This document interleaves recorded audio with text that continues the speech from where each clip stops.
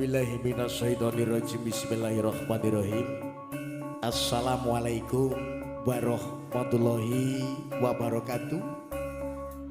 Nuwun kawula nuwun wonten ngarsanipun sangyaning para lenggah kakung miwah putri, para pepundhen, para pinisepuh, sesepuh haji sepuh ingkang kula benteni, para pangemban-pangembaning praja satriyaning nagari. Minangka som-som pandam pandoming kawula dase ingkang tansah katuran sagunging pakurmatan ugi linangkung wonten ngarsanipun Bapak Triyono tiyang sekalian garwa Ibu Dian Eka Wahyuni ingkang hambengku gati ingkang tansah kawula bekteni suprabah katur kadang-kadang werda muda tumaruna ingkang tansah sinudarsana keparenga wedal siang sonten punika marak sowan kadang-kadang saking Hinet Production sowan ngabiyantara wonten ing Wisma Paiwahan Wisma Palenggan panjenenganipun Bapak Triyono tiyang sekalian garwa sawetawis kinarya suka parisuka kinarya ngregengaken swasana nginpun kepareng tasakuran kitanaken Dimas Bagus Muhammad Ivan Nur Aksan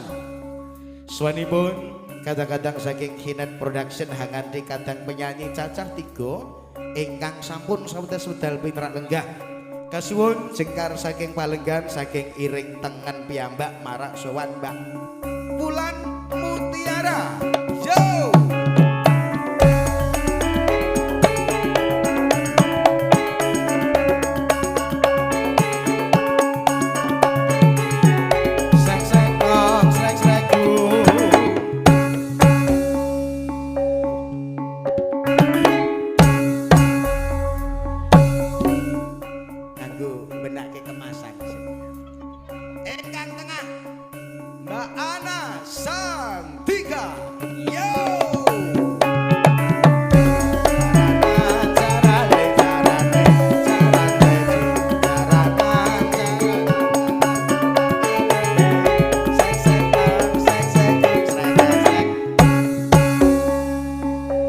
lajeng ingkang iring kiwa piyambak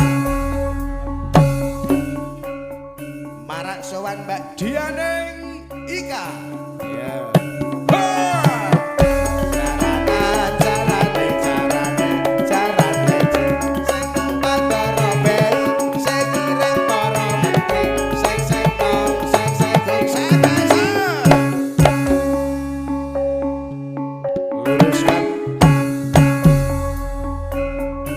Luruskan barisan tuh mbak-mbak penyanyi, oke.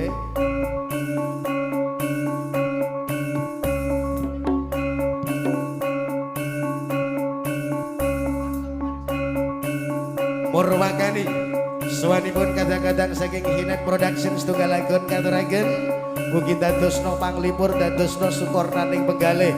Wilujeng siang sugeng pinrak lenggah, sugeng amirsani. Nuwun matur nuwun.